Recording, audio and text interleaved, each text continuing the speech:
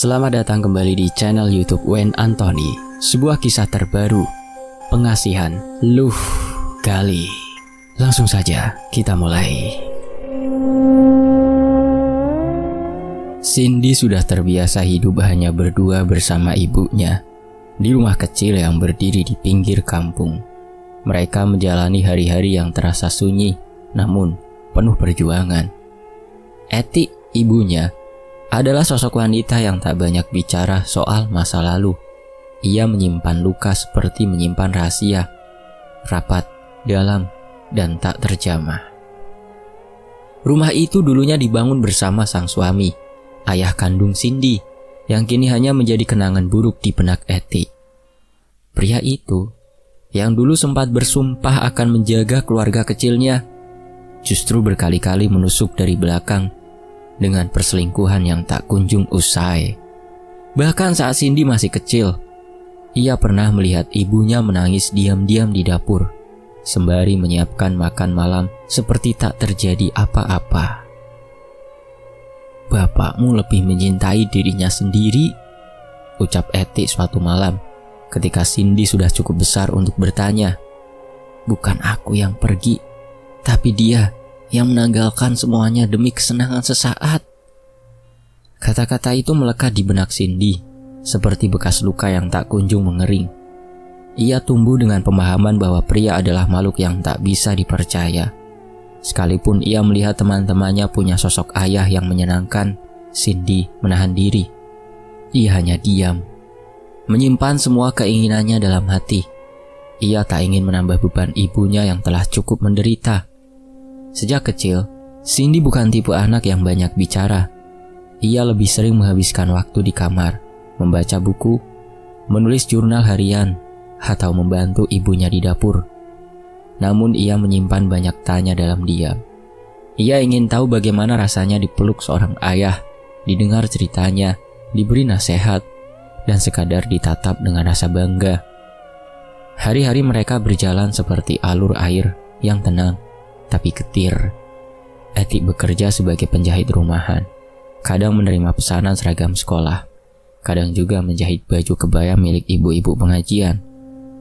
Cindy membantu semampunya, terutama jika ibunya mulai kelelahan karena begadang menjahit. Keduanya seperti rekan seperjuangan, bukan sekadar ibu dan anak.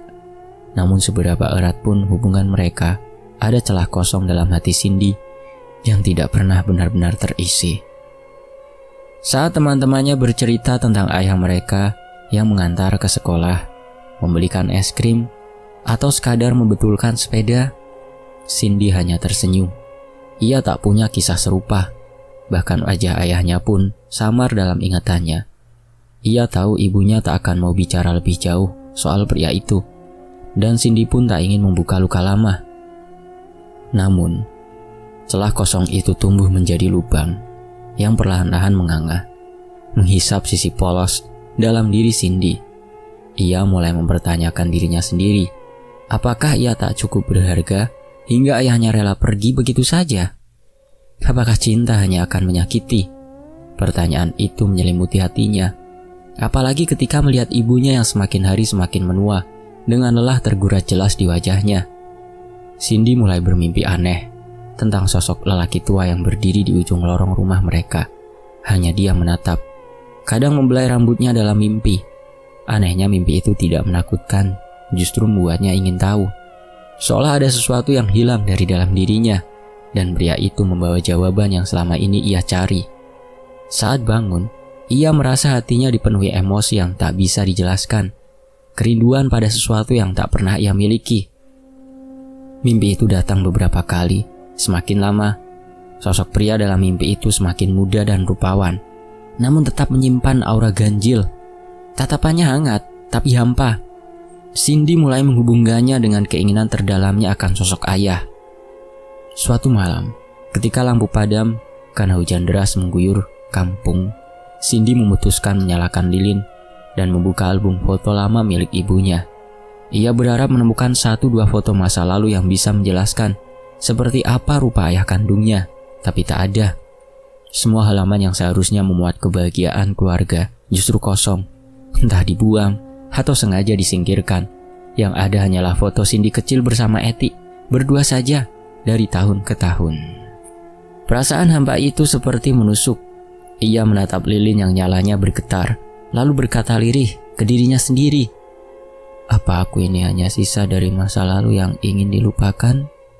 Beberapa hari setelahnya, saat membantu ibunya menyetrika pakaian, Cindy sempat bertanya dengan suara hati-hati, "Bu, kenapa ibu nggak nikah lagi? Ibu masih muda, masih cantik." Pertanyaan itu membuat tangan Eti berhenti sejenak.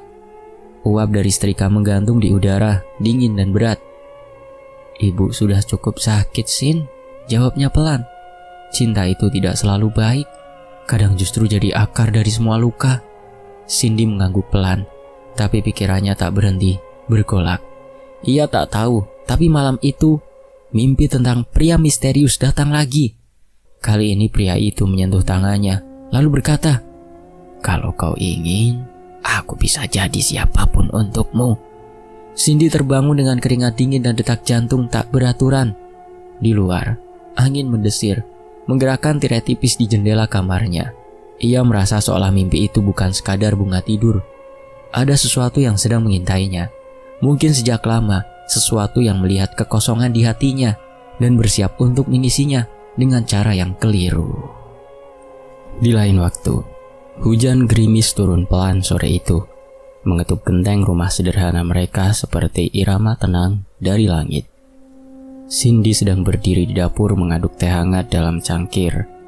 Aroma manis dari gula batu dan potongan jahe memenuhi udara, menenangkan pikiran yang sejak pagi tadi berkabut oleh tugas kuliah yang belum selesai. Ia baru saja hendak menuangkan teh ke dalam teko ketika suara asing menyapanya dari belakang. Harum sekali tehnya." Suara berat, dewasa, dan bersahabat itu membuat Cindy sedikit terkejut. Ia menoleh cepat. Di ambang pintu dapur, berdiri seorang pria bertubuh tegap mengenakan jaket abu-abu yang sedikit basah karena hujan. Wajahnya bersih, rambutnya hitam tersisir rapi, dan ada senyum kecil di bibirnya yang tampak tulus. Di sampingnya, berdiri ibu Cindy, Eti, yang mengenakan gamis sederhana dan payung kecil yang masih basah.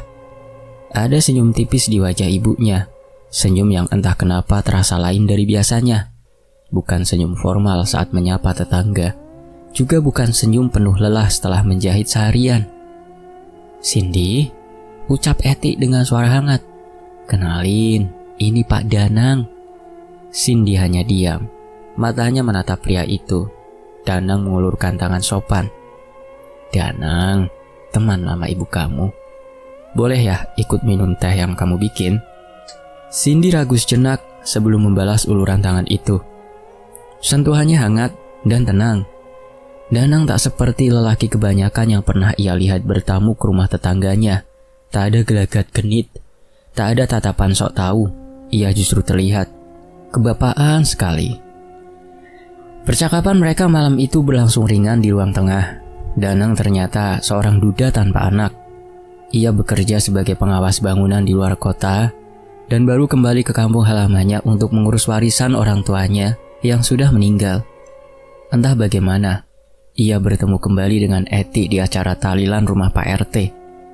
Percakapan mereka berlanjut dan rupanya diam-diam tumbuh benih yang belum pernah Cindy lihat di mata ibunya. Malam itu, ketika Danang pulang, Cindy tak bisa berhenti memikirkan senyumnya. Ia tidak tahu mengapa, tapi ada sesuatu yang menenangkan dari pria itu.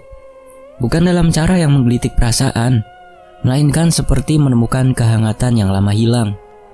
Hari-hari berikutnya, Danang semakin sering datang. Awalnya hanya berkunjung, membawa martabak atau pisang goreng. Kadang datang untuk sekedar memperbaiki keran bocor atau mengganti lampu yang sudah lama mati. Lama-lama, kehadirannya menjadi rutinitas, seperti matahari pagi yang datang tanpa diminta, tapi ditunggu. Cindy mulai terbiasa memanggilnya Pak Danang, walau ada perasaan aneh saat menyebutnya. Kadang ia ingin memanggilnya ayah, sebuah kata yang belum pernah benar-benar ia ucapkan kepada siapapun dalam hidupnya. Tapi tentu saja, ia menahan itu. Hubungan antara Eti dan Danang pun berkembang, meski tak pernah diumumkan secara terang-terangan.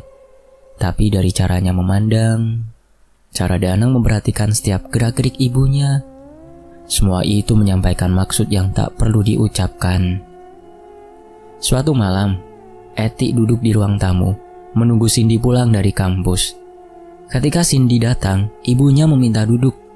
Wajahnya tenang, tapi matanya menyimpan kegugupan. "Sin, ibu udah lama sendiri. Ibu tahu kamu sudah dewasa. Kamu pasti ngerti kalau ibu serius sama Pak Danang. Apakah kamu keberatan, Nak?" Cindy memandang ibunya lama, lalu menggeleng pelan. "Enggak, Bu. Kalau ibu bahagia, aku juga ikut bahagia." Danang menikahi Eti dalam acara sederhana di rumah Pak Lurah. Hanya dihadiri tetangga dekat dan beberapa saudara jauh. Tak ada pesta besar, tapi senyum di wajah Eti tampak lebih tulus dari biasanya. Cindy berdiri di samping ibunya, mengenakan kebaya biru muda yang dijahit sendiri. Ia menatap Danang saat ijab kabul berlangsung, dan saat pria itu mengucapkan akad, entah kenapa hati Cindy bergetar. Ada perasaan asing yang menelusup perlahan. Setelah pernikahan itu, Danang pindah ke rumah mereka.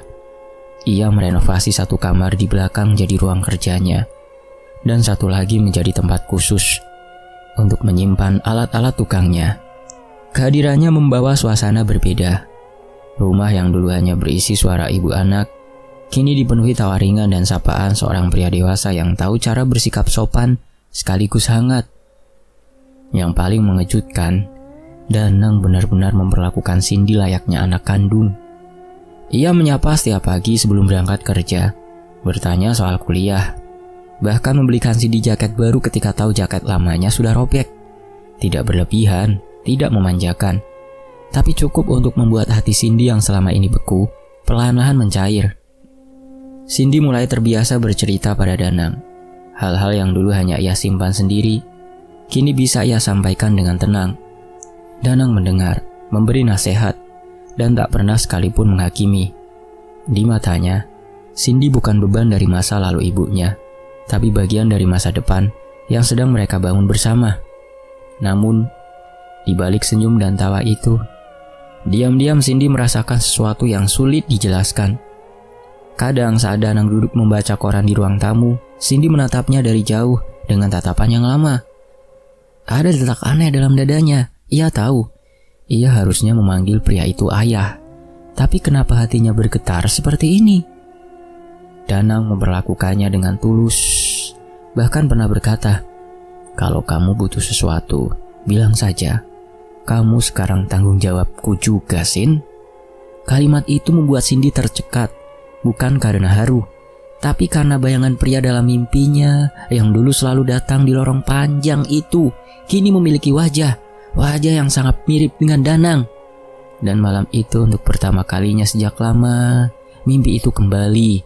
Lorong panjang, cahaya remang, sosok pria berdiri di ujung. Tapi kali ini, saat pria itu menatapnya, ia tersenyum dan berkata, "Sekarang aku sudah di sini." Cindy terbangun dengan keringat dingin membasahi punggung. Angin malam mengelus jendela kamarnya. Di luar, rumah sudah sunyi. Tapi entah kenapa, ia merasa tidak sendiri. Sebulan telah berlalu sejak pernikahan ibunya. Hari-hari Cindy yang sebelumnya biasa saja, kini berubah. Bukan dalam artian buruk, justru sebaliknya. Ada kehangatan yang belum pernah ia rasakan sebelumnya. Kehadiran Danang, ayah tirinya, membawa nuansa baru dalam hidupnya yang selama ini sunyi dari figur laki-laki dewasa. Danang bukan pria yang banyak bicara, tapi sikapnya penuh makna. Ia tahu cara menenangkan tanpa perlu menggurui. Tahu kapan bicara, kapan cukup duduk mendengar. Setiap pagi sebelum berangkat bekerja, ia selalu meninggalkan secangkir teh jahe. Seperti ketika ia pertama bertamu di rumah Eti, minum teh dan segelas susu hangat untuk Cindy. Kebiasaan kecil yang diam-diam membuat Cindy merasa istimewa. Perhatian Danang berbeda, tidak seperti teman laki-laki di kampus yang sering membuat Cindy muak dengan rayuan kosong dan sikap sok akrab. Danang punya caranya sendiri.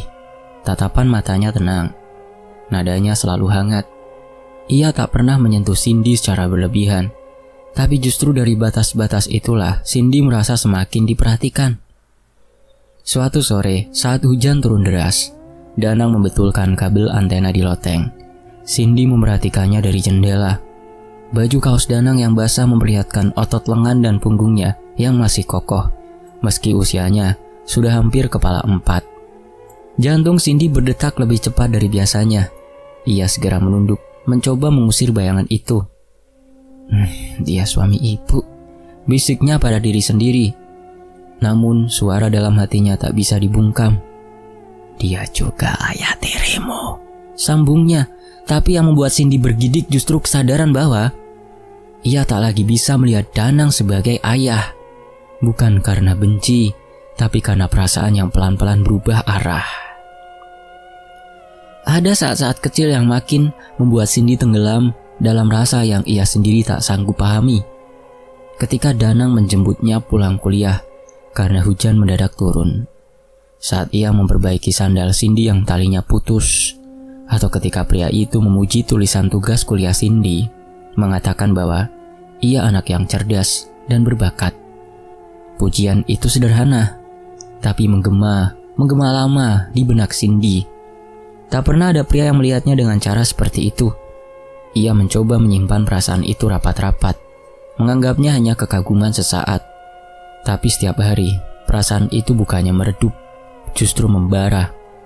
Hingga malam itu tiba. Eti belum pulang dari rumah pelanggan jahitnya. Katanya, ada pesanan yang harus diukur di sana mendadak dari pelanggan tetapnya itu, dan ia harus menyelesaikannya malam ini juga. Rumah hanya dihuni oleh Cindy dan Danang. Hujan deras kembali turun, mengguyur halaman dan membuat suasana rumah semakin sunyi. Cindy duduk di ruang tengah, membaca buku. Tapi pikirannya tak benar-benar di halaman manapun. Jantungnya berdegup tak menentu. Ia mendengar langkah kaki Danang mendekat. Lalu pria itu duduk di sofa sebelah, membawa segelas kopi. "Baca apa?" tanya Danang ramah. "Psikologi keluarga," jawab Cindy pelan. Tak berani menatap langsung. "Oh, berat itu, tapi menarik." Cindy memberanikan diri menatap wajahnya. Di bawah cahaya temaram, Danang tampak tenang dan dewasa. Jauh dari gambaran pria genit, jauh dari lelaki yang sering mempermainkan perempuan. Dan justru karena itulah, perasaan Cindy makin tak tertahankan. "Ayah," ucap Cindy pelan, suaranya bergetar.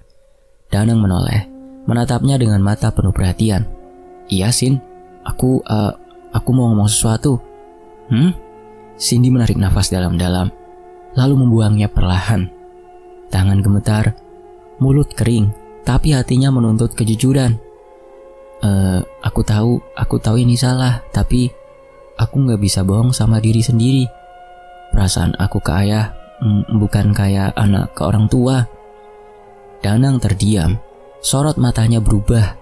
Tak lagi santai seperti beberapa detik lalu. Ia menaruh gelas kopinya, lalu duduk lebih tegak. "Cindy, aku nggak minta apa-apa ya. Aku cuma pingin ayah tahu bahwa selama ini aku merasa dihargai, diperhatikan. Aku ngerasa hidup dan itu semua karena ayah." Dana menghela nafas berat. Tatapannya tak menunjukkan marah, tapi jelas terguncang. Pria itu menunduk sesaat lalu menatap Cindy kembali. "Sin, kamu itu anak yang baik, pintar, manis. Tapi kamu juga sedang dalam masa pencarian. Dan mungkin perasaanmu ini salah arah." "Aku tahu," sahut Cindy cepat, menahan air mata. "Aku sadar ini gila, tapi perasaan ini nyata." Danang menatap mata Cindy lama, kemudian dengan suara tegas tapi lembut ia berkata, "Aku menganggapmu sebagai anak, tidak lebih." Cindy merasa seluruh tubuhnya runtuh, seperti dihantam badai yang tak bisa dihindari. Ia mengangguk cepat, tersenyum getir meski matanya mulai berair. "Maaf, aku cuma pingin jujur." Danang berdiri. lalu melangkah pergi ke kamarnya tanpa menoleh lagi. Langkah kakinya terdengar berat. Cindy duduk sendiri di ruang tengah, menatap gelas kopi yang sudah mulai dingin. Malam itu terasa lebih sunyi dari biasanya. Hujan masih turun tapi tak mampu menenggelamkan suara hatinya yang retak. Cindy menggigit bibir, mencoba menahan isak, tapi air matanya tetap jatuh, perlahan satu persatu. Perasaan yang ia simpan, harapan kecil yang ia pelihara diam-diam, semuanya hancur oleh satu kalimat. Aku menganggapmu sebagai anak, tidak lebih. Namun yang tak disadari oleh Danang adalah bahwa penolakan itu membuat perasaan Cindy mereda, justru membuatnya tumbuh lebih dalam, lebih kuat. Karena cinta yang tertolak seringkali berubah menjadi obsesi. Dan dari sanalah sesuatu yang kelam mulai tumbuh diam-diam dalam diri Cindy. Hari-hari Cindy berubah menjadi neraka sunyi. Seminggu sudah sejak malam pengakuan itu. Sejak Danang, ayah tirinya, menolak perasaan yang ia simpan diam-diam dengan satu kalimat yang menghantam jantungnya. Aku menganggapmu sebagai anak, tidak lebih. Tapi kata-kata itu tidak membuat rasa itu lenyap. Justru sebaliknya, penolakan itu tumbuh menjadi bara yang menyala-nyala dalam hati Cindy. Ia tak bisa tidur nyenyak. Pagi-pagi saat membuka mata, yang pertama terlintas bukan ibunya lagi, bukan tugas kuliah, melainkan wajah Danang. Senyumnya, tatapan matanya yang dulu membuat Cindy merasa diperhatikan, dan kini terasa seperti pengkhianatan. Setiap kali mereka duduk satu rumah, Cindy merasa seperti dibakar dari dalam. Danang tetap bersikap biasa, ia tak menjaga jarak, tapi juga tak menunjukkan tanda bahwa ia ingat soal pengakuan malam itu. Dan sikap dingin yang biasa itu justru menyiksa Cindy lebih dalam. Pikiran Cindy mulai tak menentu. Saat ia melihat Danang membetulkan lemari yang rusak, ia membayangkan memeluk pria itu dari belakang. Saat mereka makan bersama, ia terus menatap bibir Danang saat mengunyah, membayangkan mencium pria itu seperti kekasih, bukan ayah. Bayangan-bayangan itu makin sering datang, bahkan di tempat yang tak semestinya. Di kamar mandi, saat mencuci baju, bahkan saat sujud dalam sholat, ia beristighfar, mencoba melawan semua itu. Tapi pikiran buruk itu tak bisa diusir begitu saja. Ia tahu itu salah, sangat salah. Tapi ia juga tahu, ia tak mampu menolak. Satu malam, Cindy berdiri di depan cermin kamarnya. Ia menatap bayangannya sendiri. Wajah yang sembab karena menangis, mata merah karena kurang tidur. Tapi ada sesuatu di balik sorot matanya, sebuah api yang tak pernah padam sejak malam penolakan itu. Kalau aku gak bisa dapat dia dengan cara biasa, aku akan cari cara lain. Perasaan itu bukan lagi cinta, tapi obsesi, dan obsesi tak kenal logika. Keesokan harinya Cindy memutuskan pergi ke tempat yang jarang ia injak, Pasar Wage. Bukan untuk belanja sayur atau membeli kebutuhan dapur, tapi mencari sesuatu yang tak tertulis di papan toko manapun. Ia menyusuri lorong-lorong sempit, melewati kios jamu tradisional, penjual minyak kelapa, hingga deretan penjual batu akik. Di ujung gang, ia berhenti di depan sebuah warung remang-remang yang tak memiliki papan nama. Hanya tirai kain hitam yang menggantung di pintu, dan bau dupa yang menyengat menusuk hidung. Seorang wanita tua duduk di dalam, mengenakan kebaya kumal dan rambut disanggul tinggi. Matanya tajam seperti mata burung hantu, tapi senyumnya tipis, seolah tahu kedatangan Cindy bahkan sebelum gadis itu melangkah. "Kamu nyari sesuatu?" tanya wanita itu tanpa basa-basi. Cindy tertegun, jantungnya berdegup cepat. Ia belum mengucap sepatah kata pun, tapi wanita itu seolah bisa membaca isi kepalanya. "Yang kau butuhkan adalah pelet. Ayah tirimu ya?" Lanjut sang dukun sambil menyiapkan cawan tanah liat berisi cairan hitam. "Ayah tirimu yang ganteng, dewasa, perhatian, tapi tidak bisa disentuh?" Cindy mengangguk pelan, suaranya nyaris tak terdengar. "Saya nggak tahan lagi. Saya cuma ingin dia lihat saya seperti saya melihat dia. Dukun itu terkekeh kecil, seperti mendengar sesuatu yang biasa. Kalau kamu cuma mau diperhatikan, kasih sayang, itu gampang. Tapi hati manusia itu bukan barang, harus ada tumbalnya. Cindy terdiam. Kata tumbal menggema di kepalanya seperti gema gong. Apa maksudnya? Dukun itu mengambil botol kecil dari balik lemari kayu. Cairan kental kehitaman berminyak dengan aroma anyir yang menusuk. Ia meletakkannya di atas meja bambu, lalu mengeluarkan selembar kain mori dan secuil rambut manusia dari kotak besi kecil. Ini pelet jenis tingkat tinggi. Cukup teteskan 1-2 ke makanan atau minuman yang akan dia konsumsi. Tapi harus kamu sendiri yang memberi, dan kamu harus siap dengan akibatnya. Dan jangan lupa membaca mantra dan niat. Cindy menatap botol itu. Cairannya tampak berdenyut seperti makhluk hidup, tapi tak ada keraguan di wajahnya.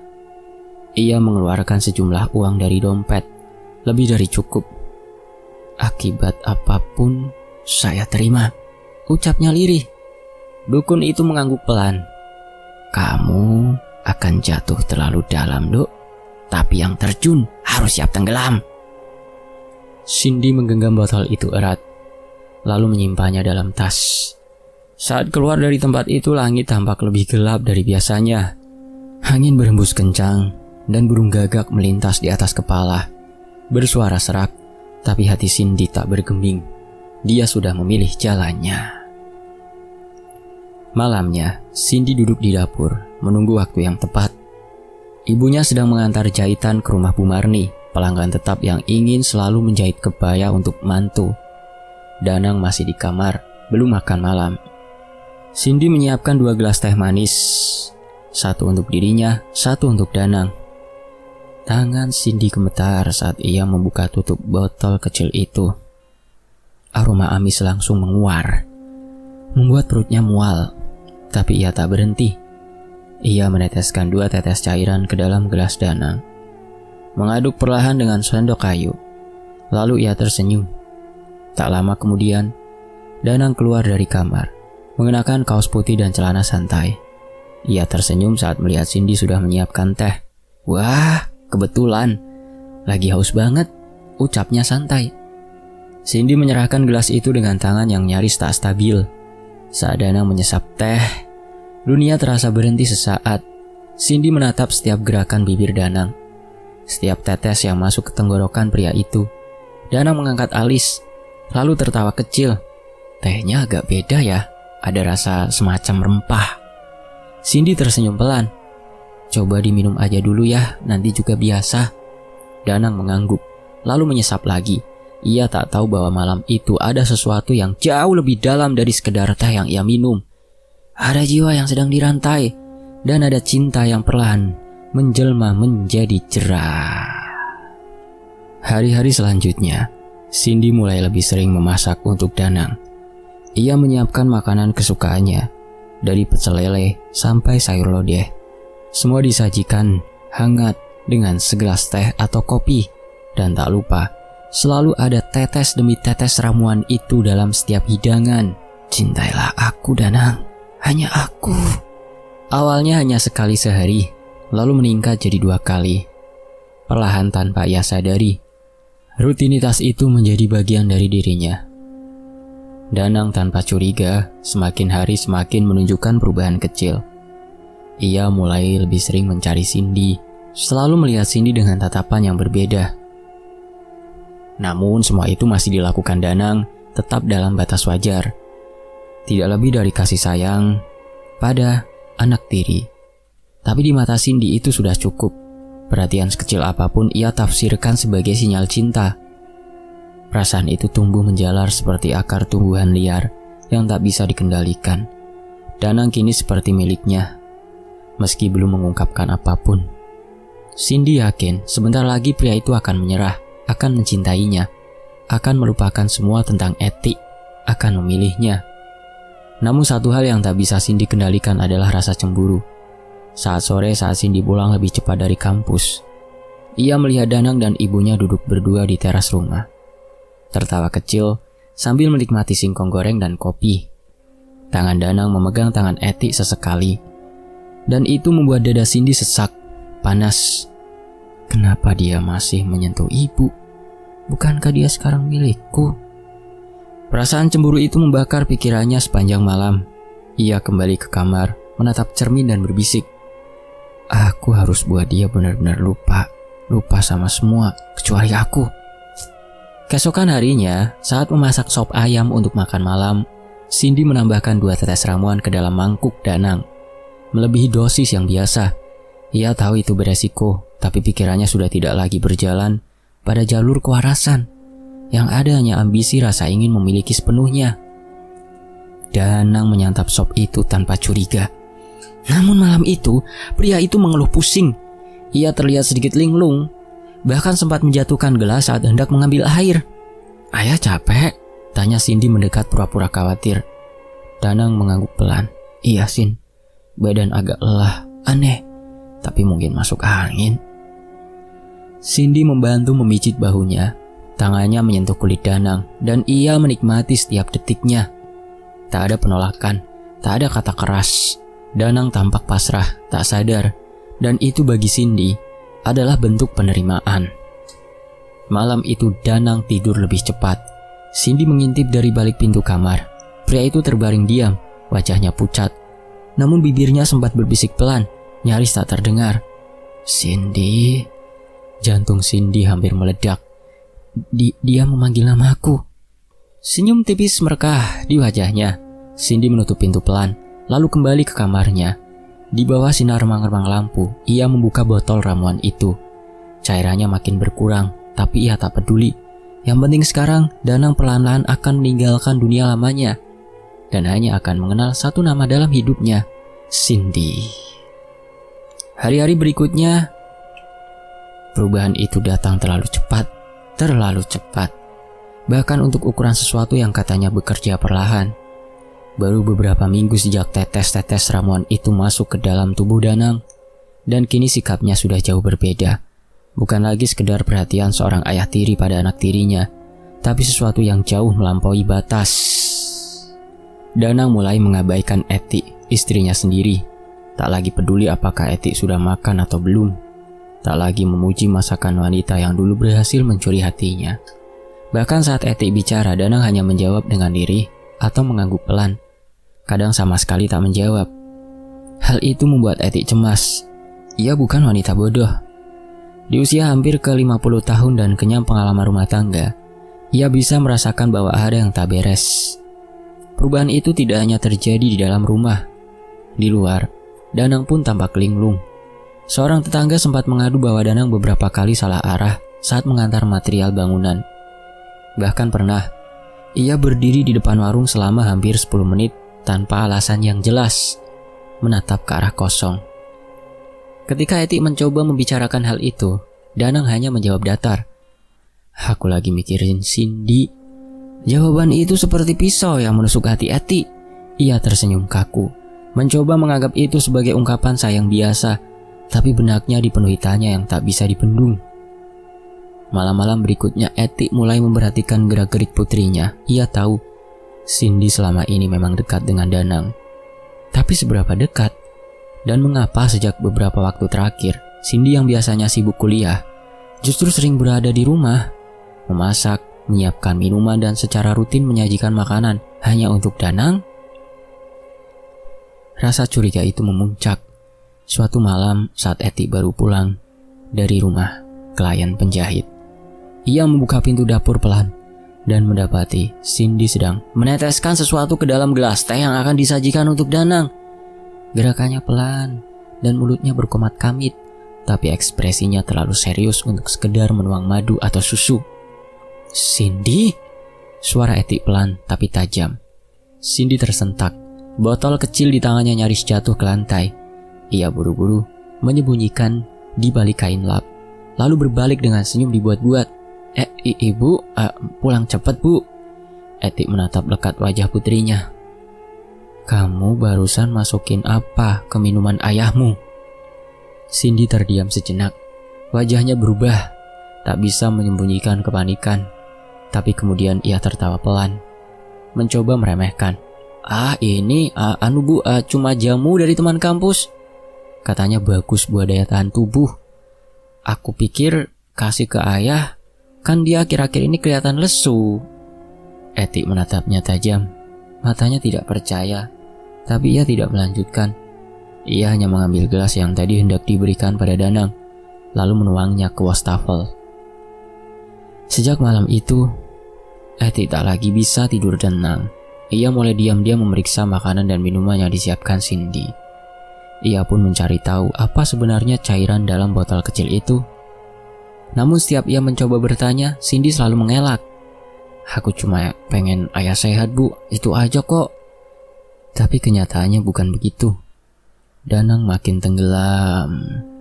Ia mulai memanggil nama Cindy bahkan saat tidur. Suatu malam, Eti mendengar suaminya mengigau, menyebut nama anak tirinya berkali-kali sambil tersenyum sendiri.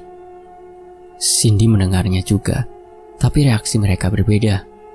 Bagi Eti, itu alarm, tanda bahaya yang tak boleh dibiarkan. Tapi bagi Cindy, itu kemenangan. Senyum kecil di sudut bibirnya tak bisa ditahan. Ia menatap tubuh Danang yang mulai lemah, tapi pikirannya mulai dipenuhi dirinya. Ia tak peduli apakah pria itu masih bisa berpikir jernih atau tidak. Yang penting Cindy sudah menjadi pusat semestanya. Namun semua kemenangan itu mulai terasa getir saat Danang mulai menunjukkan gejala lain yang lebih mengkhawatirkan. Ia mulai tak bisa membedakan mimpi dan kenyataan. Suatu siang ia sempat memeluk Cindy dari belakang saat gadis itu sedang menyapu halaman. Cindy, jangan pergi-pergi ya, jangan ninggalin ayah. Cindy tertegun. Ia membungkuk sejenak. Pelukan itu membuat tubuhnya gemetar. Tapi saat ia melihat wajah Danang, ada sesuatu yang membuatnya ngeri.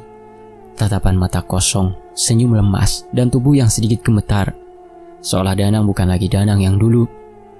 Ketika Eti melihat kejadian itu dari jendela dapur, ia tak berkata sepatah kata pun. Tapi malamnya ia menangis diam-diam di kamar.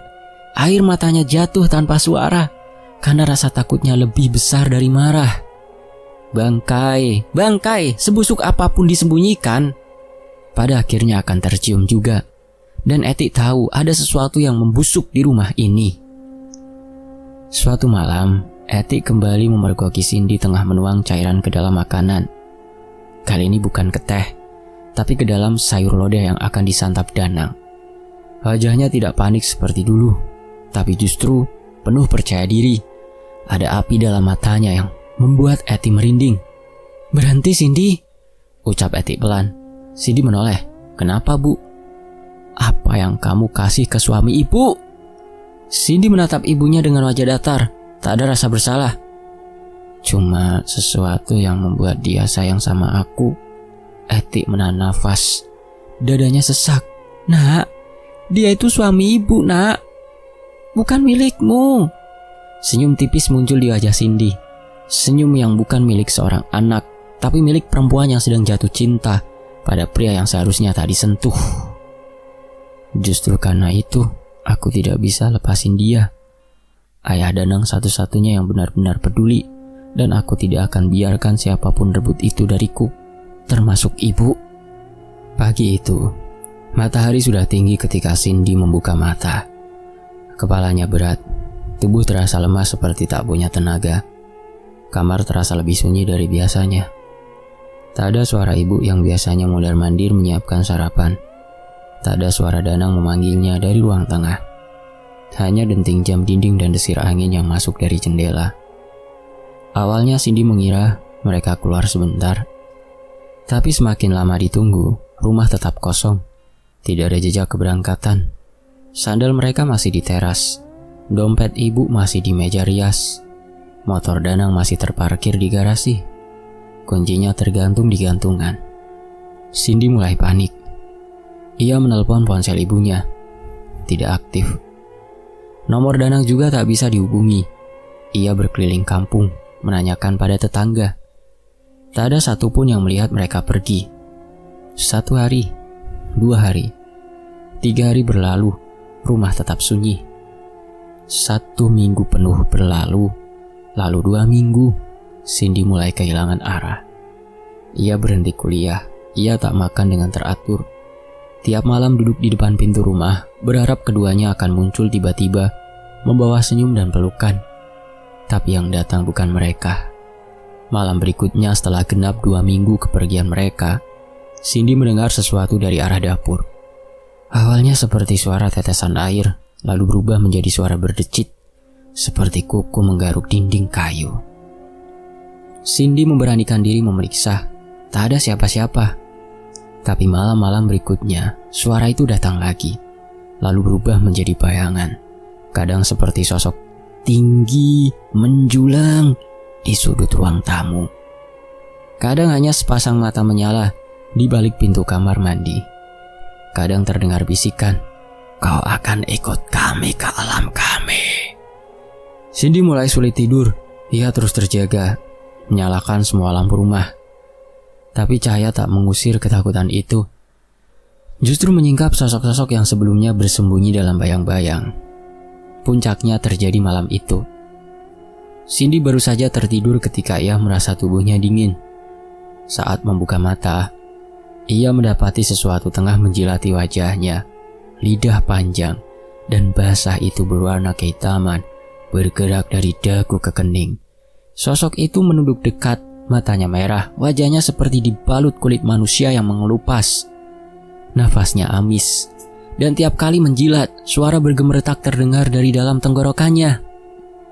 Cindy menjerit dan terbangun, tapi kamar masih sama, sunyi. Tidak ada apapun, namun tubuhnya basah, dingin seperti dijilat sesuatu, dan aroma amis itu masih menggantung di udara. Hari-hari berikutnya berubah menjadi siksaan batin. Ramuan yang biasa ia sembunyikan di tas lenyap. Ia mencari ke seluruh penjuru rumah, tak ditemukan. Seolah-olah menguap begitu saja bersama kepergian Danang dan Eti. Padahal terakhir ia melihatnya, botol kecil itu masih ada, diselipkan rapi dalam dompet kosmetik. Tanpa ramuan itu, Cindy merasa lumpuh. Ia merasa seperti kehilangan ikatan dengan Danang. Tapi bersamaan dengan hilangnya ramuan, mimpi-mimpi buruk mulai bermunculan lebih sering. Dalam tidurnya, ia melihat Danang duduk di tengah rumah. Tubuhnya membusuk perlahan, kulitnya mengelupas dan mulutnya ternganga memanggil, "Cindy, kenapa kamu buat ayah begini, nak?" Kadang ia melihat ibunya menangis di bawah pohon randu belakang rumah, memeluk sesuatu yang tak terlihat sambil berbisik lirih, "Kamu sudah mencuri. Kamu sudah menyentuh yang terlarang." Cindy mencoba mencari dukun itu kembali. Wanita tua yang memberinya ramuan. Tapi saat ia kembali ke lorong pasar itu, tempat itu telah kosong, hanya papan kayu tua dan tirai hitam yang sudah koyak terbakar sebagian. Orang-orang di sekitar hanya menggeleng ketika ia bertanya, "Sudah lama tempat itu kosong." "Kamu salah tempat, Mbak." Cindy kembali ke rumah dengan langkah lunglai. Pikirannya mulai tak karuan. Tubuhnya makin kurus, rambutnya rontok, wajahnya pucat dan pucuk bibirnya membiru. Namun yang paling menyakitkan adalah ia sendirian. Tak ada Danang yang memperhatikan, tak ada ibu yang memeluknya. Yang ada hanya malam-malam panjang yang dipenuhi bayangan dan bisikan. Dan kadang suara langkah kaki di luar jendela, langkah berat yang berhenti tepat di depan pintu kamarnya. Dan saat ia membuka pintu, tidak ada siapa-siapa kecuali bekas basah air liur panjang seperti jejak lidah menjalar dari lantai hingga keranjangnya. Singkat cerita, 3 bulan setelah kepergian Danang dan Eti, polisi datang ke rumah. Salah satu kerabat dari pihak Eti melaporkan kehilangan. Polisi memeriksa rumah, menemukan semua dokumen, perhiasan, bahkan pakaian, semuanya masih utuh. Tak ada tanda perampokan, tak ada jejak darah. Namun ketika mereka memeriksa sumur belakang, mereka menemukan sesuatu. Di dasar sumur, ada 2 baju yang dikenakan terakhir oleh Danang dan Eti. Tidak ada tubuh, tidak ada sisa, hanya pakaian, utuh, mengambang diam seolah pemiliknya menghilang begitu saja, menyatu ke dalam tanah. Saat polisi menanyai Cindy, ia hanya tertawa kecil. "Sudah pergi, mereka udah pergi, Pak, bukan milik dunia lagi." Mata Cindy kosong, tatapannya kosong seperti lorong gelap tanpa dasar. Polisi hanya saling pandang, tak tahu harus mempercayai atau mengabaikan. Kini rumah itu sepi. Warga tak lagi berani mendekat. Dari kejauhan kadang masih terlihat sosok Cindy berjalan sendirian di halaman, berbicara dengan udara. Kadang terlihat ia menyiapkan 2 piring nasi, 2 gelas teh dan mengajak mereka makan malam. Kadang ia tertawa sendiri. Kadang ia menangis sambil memeluk bantal di sudut ruang tamu, berbisik lirih, "Ayah Danang, jangan tinggalin aku, jangan pergi lagi." Namun yang datang bukan Danang, melainkan sosok hitam mengerikan dengan lidah panjang yang terus menjilatinya setiap malam tanpa jeda. Tamat. Jangan berikan ruang di hati itu untuk iblis. Camkan itu. Terima kasih teman-teman sudah menyimak di channel YouTube Wayne Anthony. Saya pamit dulu. Wassalamualaikum.